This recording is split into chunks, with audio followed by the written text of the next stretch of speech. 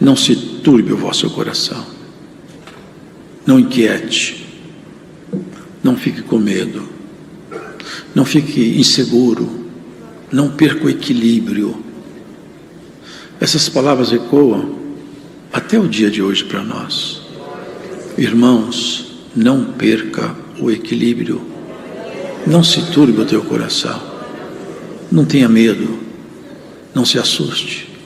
Não se intimide. Não vacile. Não recue. Por quê? Porque as pessoas se turbam. Porque em volta de nós há forças antagônicas que querem fazer com que nós nos perturbemos. O mundo inteiro está carregado de forças antagônicas na atmosfera, nos relacionamentos interpessoais, nas famílias. Quem é espiritual discerne tudo, mas ninguém consegue discerni-lo. Ele percebe o atuar dessas forças antagônicas em todos os lados. Os homens se tornaram uma espécie de um agente de forças estranhas sem que eles percebam. O trânsito, os ladrões, os acidentes,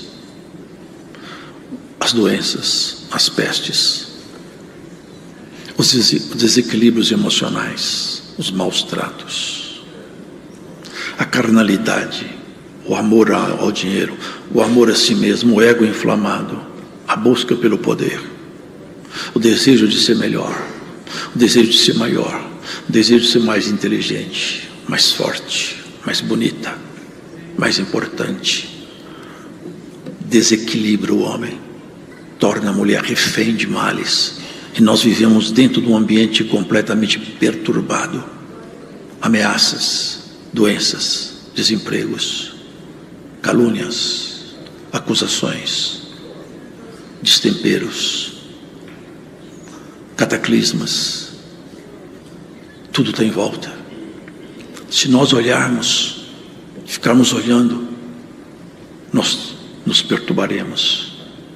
Por isso que está escrito: quem olha as nuvens não semeia, quem observa os ventos não faz colheita. Nós não temos que olhar o que está de ruim acontecendo, nós temos que olhar quem é que anda nos amparando. Não se turbe o vosso coração. Se a confiança sua estiver em Deus, não importa o que esteja acontecendo, eu preciso de ter essa segurança. Você precisa de ter essa segurança. Em quem você anda confiado? É em Deus. Hoje a palavra começa assim: não se turbe o teu coração. Crede em Deus. Olha que palavra linda que ele fala. Crede também em mim. Porque isso aqui, irmãos, é muito maravilhoso, sabe? Paulo fala assim: Deus estava em Cristo reconciliando o mundo consigo mesmo. Vocês entendem isso? Deus, dentro de Jesus, ele estava olhando o ser humano, conversando com o ser humano. Ele conversava com o ser humano, estava dentro de Jesus Cristo, fazendo isso. E Jesus falava: por isso que o que eu falo, eu não falo de mim, meu Pai que está comigo, Ele é que põe em mim as palavras, e Ele realiza a obra para vocês perceberem que há autoridade na palavra que sai de minha boca. Se você crê em mim, você automaticamente crê em meu Pai, porque Ele que me enviou. E se você me aceitar, você aceita meu Pai. Se você aceita meu Pai, a proteção do Altíssimo está sobre você. É a segurança que ele estava transmitindo para eles. Não fiquem perturbados, porque virão tempos difíceis. E vocês sabem, a espada, a perseguição.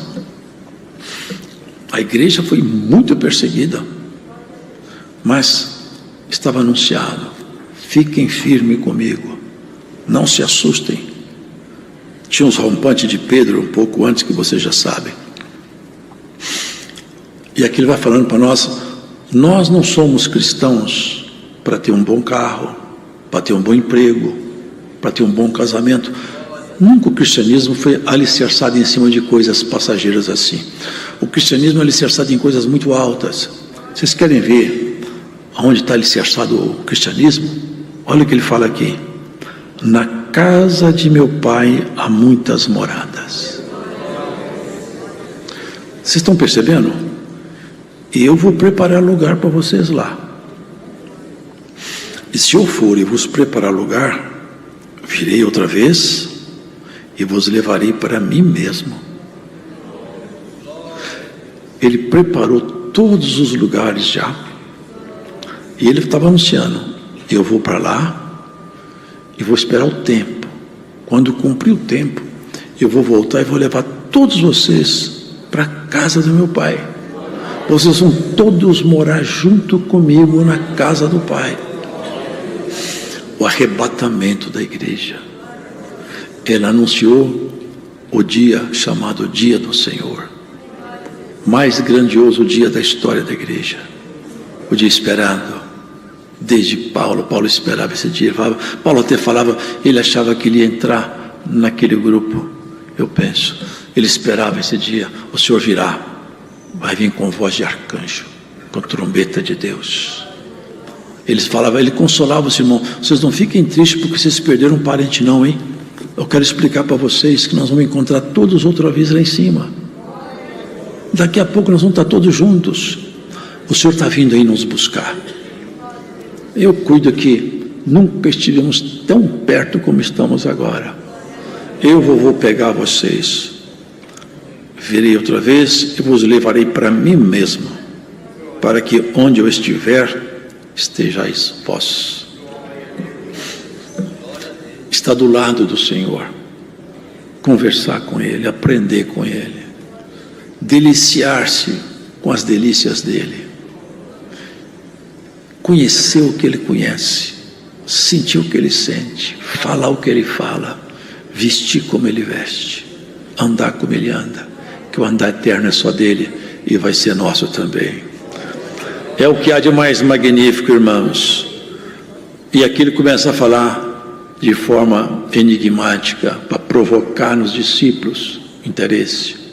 Olha o que ele fala: eu quero que onde eu estiver, vocês estejam, e vocês conhecem o caminho para chegar lá. Olha o que ele falou: mesmo vós sabeis para onde vou e conheceis o caminho. É como se ele falasse assim: a estrada que vai chegar até no céu, eu já ensinei para vocês como é que vocês percorrem para chegar lá.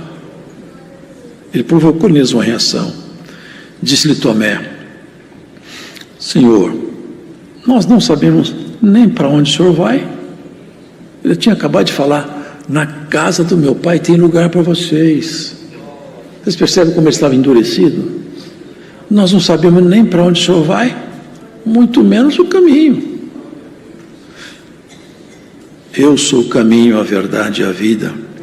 Ninguém vem ao Pai se não for por mim. Vocês percebem o tempo do verbo? Não é ninguém vai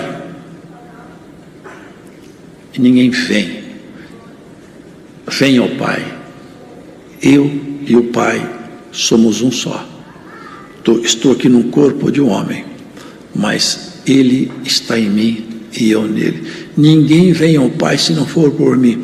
Não existe nenhuma forma do homem chegar ao céu se não for por Jesus Cristo. E para ser por Jesus Cristo tem que ser pelo Evangelho da graça. Ninguém nunca chegará até Deus se não trilhar esse Evangelho, se não mastigar essas palavras e elas serem digeridas no seu coração. Se nós não formos trabalhados por essa palavra, ninguém vem ao Pai se não for por mim. Ele disse: eu sou o caminho, a verdade e a vida. Ninguém vem ao Pai se não por mim. E ele cobrou deles: se vocês me conhecessem melhor, vocês saberiam, vocês conheceriam meu Pai também. Mas desde já agora o conheceis e o tendes visto. Ele voltava a falar: vocês estão me conhecendo, vocês estão conhecendo o Pai. Preste atenção no jeito que eu falo, no jeito que eu reajo. Observa nas minhas reações, observa como eu trato os casos. como eu trato as questões. Põe atenção no meu jeito, que o meu jeito é o jeito de Deus. Se você ficar parecendo comigo, você fica parecendo com Deus, portanto você é um filho adotado. Meu jeito é o jeito de Deus. Disse-lhe Felipe, cada um fazia a sua intervenção. Felipe falou: mostra-nos o Pai. Ele queria ver Deus. Um absurdo. Ninguém pode ver Deus e viver. É impossível um ser humano ver Deus, porque Deus é infinito. Ninguém poderia, no corpo humano, ter essa experiência. Por isso que ele se abaixou, até se restringir a um ser humano. E nesse homem, então, ele se dava a conhecer. Deus se fez conhecer por Jesus. Porque não é possível um homem com a sua natureza conhecer Deus. Não é possível. Felipe falou: Senhor, mostra-nos o Pai, o que nos basta. Disse-lhe Jesus: estou há tanto tempo convosco e não me tendes conhecido, Felipe. Quem me vê a mim, vê o Pai. E como dizes tu, mostra-nos o Pai. Ele cobrou dele. Todo esse tempo que eu estou conversando com vocês, dialogando, vocês não percebem que meu Pai em mim vai trabalhando? Quantos episódios, quantos momentos que ele desafiava a religiosidade daqueles homens. Eles eram duros, muito religiosos, mas não guardavam o sentimento que a proposta da lei tinha. Várias vezes ele fez isso. Ele mostrou qual era o sentimento dele, qual que era a posição dele. Tinha pessoa que estava doente, não sei, acho que uma mulher de 18 anos, outro com a mão mirrada. O senhor entrou na sinagoga e alguém com a mão mirrada que não conseguia se mexer, ressecada, e eles ficavam olhando: quero ver se esse homem vai curar esse doente no sábado. Olha onde estava a atenção deles, buscando aonde eles poderiam condená-lo. E aquele homem, ele buscava quem pudesse ajudá-lo. O olhar de cada um é diferente. Ele perguntou para eles: é lícito fazer bem no dia de sábado ou fazer mal? Vocês são hipócritas, porque se a ovelha suas cair num buraco, no dia de sábado vocês tiram ela de lá. Até água para ela no dia de sábado vocês dão. O homem estava com a mão ressecada. Estende os seus braços, o braço ficou bom. É isso que ele está falando. Preste atenção nas coisas que eu faço, você vai perceber que o meu jeito de agir é o jeito de Deus agir. Eu vim restaurar, vim buscar as ovelhas perdidas da casa de Israel. E bem-aventurados somos nós que contamos no número das ovelhas perdidas, resgatadas por Jesus. Você faz parte desse resgate maravilhoso que Jesus Cristo fez, está fazendo e fará até o último dia, chamando para si. E ele faz promessas aqui, irmãos, que já se cumprem entre nós, e é maravilhosa. Não crês tu que eu estou no Pai e que o Pai está em mim? As palavras que eu vos digo, não as digo de mim mesmo, mas o Pai que está em mim é quem faz as obras. Ele cobrava deles prestar atenção nas obras, e o objetivo das obras não eram as obras em si mesma, porque outros profetas fizeram sinais.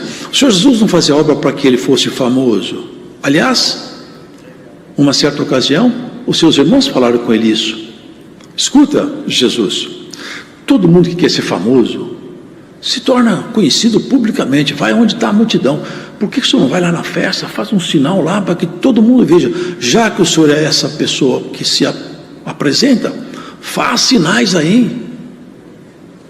Eles não entendiam nada. Se você ainda não é chegado o meu tempo. E ele falou uma palavra tão profunda: o mundo não pode odiar vocês, mas o mundo me odeia. Sabe por que ele falou isso? O mundo não pode odiar vocês porque estavam em harmonia com o mundo. Quem está em harmonia com o pecado não tem conflito com o pecado. Mas quem está em harmonia com Deus tem conflito contra o pecado e contra o mundo. E se você não cabe nos lugares que você entra, dá glória a Deus, porque Jesus também não coube. Você não está cabendo nos lugares que você está, não? Jesus também não coube. Glórias ao Senhor. Dá glória a Deus, porque você não é daqui. Você não é desse mundo. Por isso que esse mundo tem que te odiar. Você tem que ser combatido por esse mundo. Se você fosse desse mundo, esse mundo estava te elogiando. Os palcos estão cheios de homens amigos do mundo. As passarelas, Hollywood, muitos homens amigos do mundo são famosos. O mundo inteiro abre as portas para eles. Tudo lhes é permitido, franqueado, toda sorte de pecado, bajulação, luxúria, tudo está ali. Mas para você não. Esse mundo te odeia, mas o Senhor Cristo Jesus, teu Rei, te ama. E é tudo que te basta. Se por um lado você experimenta algum tipo de indiferença e afronta, hoje a palavra te fala abertamente: o Senhor Jesus te ama, é o que te basta. Melhor ser amado pelo Senhor do que pelo mundo inteiro. Se o mundo inteiro te odiar e Jesus te amar, é só o que te basta. Mas não é assim. Não é o mundo inteiro que te odeia. Dentro desse mundo existem aqueles que estão fora do mundo. Dentro desse planeta tem aqueles que não vivem segundo o curso dessa terra. Foram chamados para conhecer os valores cristãos. E esses tais eles vão aproximando de nós, vai criando um ambiente agradável, ele vai tornando, sabe que o semelhante se atrai? Quem gosta de escuridão anda com aqueles que gostam de noite. Quem gosta de dia anda com aqueles que gostam da luz. Nós somos filhos da luz, gostamos de andar com quem anda na luz. E é assim que a nossa vida vai ser. Você vai ter sempre do seu lado poucos, mas homens e mulheres que gostam da luz. Não se assuste com os que gostam da escuridão. É que não é da sua tribo, não é do seu grupo. São aqueles que vão te odiar sempre. Ame a todos, perdoe a todos e tenha paz.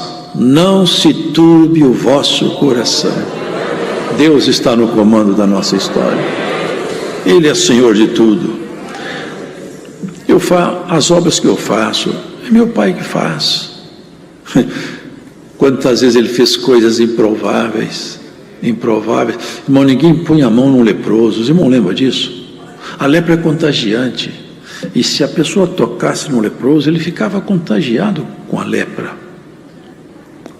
E Jesus, Ele tocava os leprosos. Outras vezes mandava ir lá se lavar. Ele punha a mão na lepra, ao invés da lepra passar para a mão dele, a virtude dele expulsava a lepra. Então o Senhor é assim. E se te tocar hoje nesse culto, o que te perturba vai embora, em nome do Senhor Jesus. A perturbação sua hoje nesse culto seja retirada da tua mente, em nome do Senhor Jesus. Haja paz no teu coração. Não se turbe teu coração. Crê em Deus e crê em Jesus Cristo, é tudo que te basta. Na verdade vos digo que aquele que crê em mim também fará as obras que eu faço, e as fará maiores do que estas, porque eu vou para o Pai. E é verdade, irmãos. Teve discípulo que fez obra maior do que Jesus. Alguém pode espantar de ouvir isso, mas não assuste não, porque é fato. Em nenhum ponto da Escritura a sombra de Jesus curou, mas a sombra de Pedro curou. Em nenhum ponto da Escritura o lenço de Jesus mandou o demônio embora, mas o lenço de Paulo mandou. Sabe o que é? É Deus outorgando ao homem autoridade. E Deus vai outorgar autoridade a você também, para combater contra as forças que andam combatendo, perturbando você demais. Glórias a Jesus. Você está escutando essa palavra, perturbado demais. Hoje o Senhor vai expulsar a perturbação de você pelo poder do Espírito Santo que prega nessa palavra. Glórias a Jesus. Glórias ao Senhor. Haja paz nos termos do teu coração, da tua mente, e saiba isso: sobre todas as coisas Cristo governa soberano, Senhor de tudo. Ele fala para a morte: afasta, ela vai embora. Quem é que pode fazer isso aí? É Ele só. Quem é que pode fazer o que Ele fez com você, que era inimigo como eu, e Ele fez virar amigo? E quem que é que pode entrar na relação entre você e Cristo para fazer uma intriga e fazer você parar de gostar de Jesus, ou quem sabe Jesus parar de gostar de você? Essa intriga é impossível, porque entre você e Deus há um que atua soberano, o Espírito de Deus. Você está ligado em Deus e Deus está ligado em você pelo Espírito Santo que está habitando em você. É impossível qualquer informação chegar contrabandeada lá em cima. Aqui chega, fala mentira sobre mim, fala mentira sobre o irmão, e a pessoa acaba acreditando. Fala, ele fez isso, falou aquilo, agiu assim. As pessoas acabam acreditando, é intriga. Mas quem faz intriga com Deus? Aliás, o grande encrenqueiro já foi julgado lá de cima para baixo, lá ele não vai mais. Ele anda rastejando por aqui, buscando quem ele possa tragar. De miséria em miséria, de mentira em mentira, de blasfêmia em blasfêmia. Ele anda buscando os homens cujas portas estão abertas para a miséria, para a noite, para o pecado. Mas essas portas são portas eternas, estão abertas para a luz de Cristo vai iluminar cada vez mais você, e o mal não vai ser sua herança. A sua sorte não é a maldição, a sua sorte é a bênção do Todo-Poderoso. As flechas do teu adversário não se cravarão em você, elas podem ser disparadas no ar mesmo, elas serão quebradas pela mão do Senhor. Em ti não se cravará a flecha do teu inimigo, e por esse dia as flechas serão quebradas por essa palavra. Ela sai daqui, vai achar as flechas lá fora, vai quebrar as flechas direcionadas contra você. Tu não será atingido, vai cair 1000 do teu lado, 10.000 à tua direita, e você não será atingido. Eu sinto o Espírito de Deus aqui. Glórias a Jesus. Glórias a Jesus.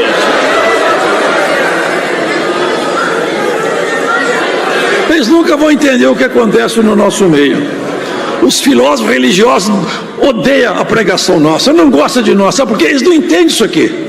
Não entende o operar do Espírito Santo, que não passa pela inteligência humana, não assentou, não escolhe teologia para pregar. O Espírito de Deus é livre, e vai te soltar hoje. Alguém que está escutando essa pregação longe daqui, você foi amarrado por um espírito de filosofia, você vai ser solto na pregação da tarde de quarta-feira. Aonde você está aí agora? Glória a Jesus.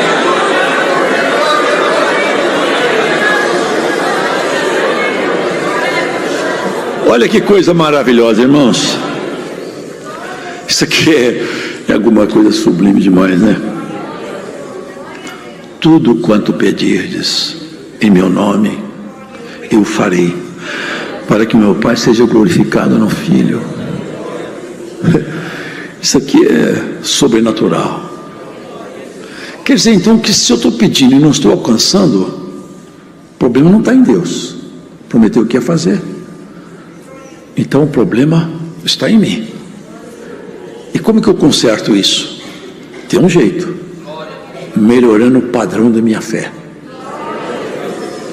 Que tem a fé salvífica, essa fé que faz você, já fez, acreditar em Jesus. Bom, essa fé não se mexe nela nunca. Ela é que nos mantém ligados ao Senhor. Mas existe uma outra fé que vocês sabem, que é a fé que opera prodígio. Essa outra fé é diferente da primeira. Essa outra fé você pode exercitá-la ou não. Então pessoas que são desconfiadas de Deus não exercitam essa fé, mas na medida que você vai confiando nele, você pede e confia que ele vai te atender, e aí a coisa fica boa, porque ele já se comprometeu a fazer isso. Se você exercitar a sua fé, do outro lado lá, a resposta é pronta. O defeito está do lado de cá, do lado de lá não tem defeito. Se você exercitar melhor a sua fé, você vai experimentar. Eu já tive experiência com a fé, não que eu tenho muita fé, eu não tenho, eu já tive experiências sobrenaturais com Deus. Eu pedi coisa que eu nunca vi fazer, ninguém nunca, e eu vi acontecer. Naquele momento, Deus teve piedade de mim, me emprestou um pouquinho de comunhão ali, e eu consegui, e você vai conseguir também. É isso, irmãos. Tudo quanto pedires, obviamente, esse tudo exclui qualquer assunto que nos remeta ao pecado ou a um fracasso espiritual. Esse tudo está no universo da luz, não está no universo da sombra.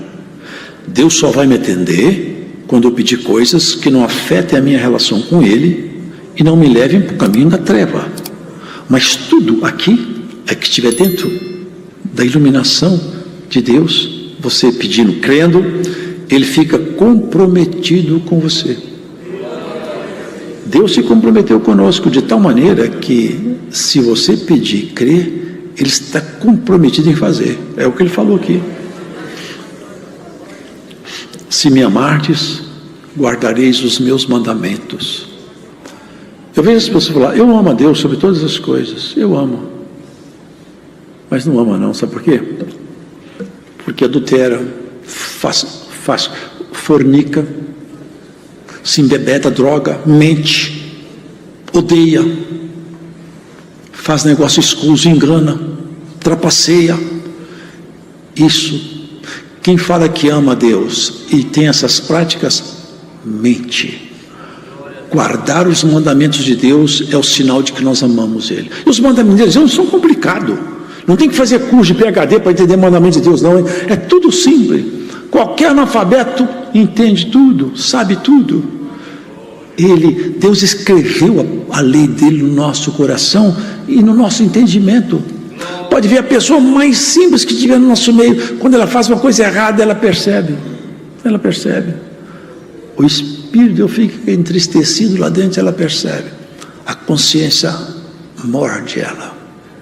Se ela mudar, voltar atrás, tudo vai bem. O relacionamento vai ficando cada vez mais amistoso. Mas se ela insistir em fazer, vai acontecendo que ela vai cauterizando a consciência. Depois de um tempo, a consciência não acusa mais nada. Tudo é permitido. Mas conosco não será assim. Em nome do Senhor Jesus, prestemos atenção nos mandamentos tão singelos do Senhor. Se nós amarmos a Deus sobre todas as coisas e as pessoas em volta de nós, como nós mesmos, nós nem precisamos decorar o que nós não podemos fazer. Esse amor automaticamente nos leva nessa direção. O Senhor falou, vocês sendo maus, vocês são maus. Você sabe dar coisa boa para os filhos seus. Que dirá o vosso Pai que está no céu? Olha que interessante, irmãos. A promessa dele que está efetiva no nosso meio. Eu rogarei ao Pai, Ele vos dará outro Consolador. É da mesma natureza. Vocês lembram? Nós cremos em um só Deus, em cuja unidade existem 3 pessoas distintas: o Pai, o Filho e o Espírito Santo. É um Deus só. É igual a luz branca, quando passa num prisma, ele se decompõe em 7 cores primárias. É o que acontece com o arco-íris. A luz é branca, mas ela esconde 7 cores dentro dela. Deus é um só, mas ele apresenta-se sobre 3 pessoas distintas. Mas não são 3 deuses distintos, é um Deus só, único, que se apresenta distintamente. Então assim, eu vou para o Pai, vou mandar outro Consolador. Agora eu vou e vou mandar o Espírito Santo. Eu vou e ele chega. E vai ficar tudo bem, porque ele vai ensinar a vocês todas as coisas. E tudo que eu falei para vocês, vocês vão lembrar. Vocês percebem aqui, foram escritos os evangelhos, tudo aqui foi lembrado. O Espírito Santo, ele lembra. Lembrou Moisés de todas as coisas que aconteceram, escreveu aqueles livros. Moisés escreveu aqueles livros lá. Pentateuco. Falam até que o livro de Jó foi ele que escreveu, não sei. Como que ele soube tudo isso? Porque o Espírito Santo lembrou ele. Tem uma palavra lá na frente, irmãos, profetizada, fala assim: bem profetizou Enoque. Aí os entendidos falam que aquela carta remete a um livro apócrifo, um livro sem inspiração, um livro que não tem nenhuma autoridade espiritual, um livro completamente profano. Eles acham que o servo de Deus buscou referência naquele livro para fazer aquela profecia, porque lá está escrito, bem profetizou Enoque. Irmãos, os homens de Deus não vão atrás de literatura profana para fazer profecia, não. O Espírito de Deus está dentro deles, lembra eles. Ele foi lembrado do que aconteceu pelo Espírito, o mesmo Espírito que falou com Moisés, tudo que aconteceu lá atrás. Moisés, porventura, escutou Deus falar para o vazio que tinha que haver luz? Será que ele viu como é que a terra foi formada, os bichos aparecer? Mas o mesmo Senhor que falou com Moisés, falou para Judas e fala para você também. A palavra hoje, a tônica é essa: não se turbe o teu coração. Não se turbe o teu coração. Porque o Espírito da verdade já mora em você. O Espírito de verdade que o mundo não pode receber. Você pode ver que essas pessoas aí que conhecem tudo que o mundo pode oferecer de conhecimento. Eles não têm por causa disso o Espírito Santo. Não tem. Porque eles não conhecem, mas habita convosco e habitará convosco. Não vos deixarei órfãos, voltarei para vós. É isso que está dizendo. Enviando o Espírito Santo, eu estou em você outra vez. Ainda pouco o mundo não me verá, mas vós me vereis, porque eu vivo e vós vivereis. Aquele que tem os mandamentos e os guardas, este é o que me ama, e eu me manifestarei a ele. Disse-lhe Judas, não Iscariotes, tinha um Judas que era irmão de Jesus. Senhor, de onde vem que te has de manifestar a nós e não ao mundo? Jesus respondeu e disse-lhe, se alguém me ama, guardará a minha palavra, e meu Pai o amará, e viremos para ele e faremos nele morada. Vocês percebem que aqui ele vai explicando agora, o Espírito Santo vem, eu venho, meu Pai vem, nós estamos morando dentro de você. É isso aí. Quem não gosta de mim, não guarda as minhas palavras. Agora, as palavras que eu falo para vocês, é a palavra que meu Pai me ensinou. Aquele Consolador, o Espírito Santo, que o Pai enviará em meu nome, esse vos ensinará todas as coisas, e vos fará lembrar de tudo quanto vos tenho dito. Deixo-vos a paz, a minha paz vos dou. Não vou lá dou como o mundo a dá. Não se turbe o vosso coração, nem se atemorize. Aqui, ó. Não se turbe o vosso coração, nem se atemorize. Eu vi uma passagem aqui para encerrar. Já não falarei muito convosco, porque se aproxima o príncipe deste mundo e nada tem em mim. Você sabe o que está dizendo? O príncipe deste mundo é o nosso inimigo. Ele vem vindo aí ao meu encontro e vai entrar dentro de Judas Iscariotes. Vem encontrar comigo. Mas olha, eu quero falar uma coisa para vocês. Ele nunca encontrou em mim nenhuma mercadoria dele. Nada do que ele tem, ele conseguiu colocar em mim. Eu me mantive absolutamente irrepreensível. As marcas dele em mim ele não colocou. Nada dele foi achado em mim. Por isso que ele pode representar cada um de nós nos tribunais eternos legitimamente. E ele julgou o inimigo. Foi sentenciado aqui. Ele já está condenado. Só não foi executado a condenação ainda, mas já está condenado. E ele sabe disso. Agora é só uma questão de tempo. Ele vai para os cárceres eternos, para as masmorras sem fim. Lá é só gemido. E ele já sabe isso. A condenação já foi lavrada. Já saiu a condenação, já foi expedida a condenação. Agora é só o tempo dos guardas celestiais descerem e colocarem no devido lugar dele. Até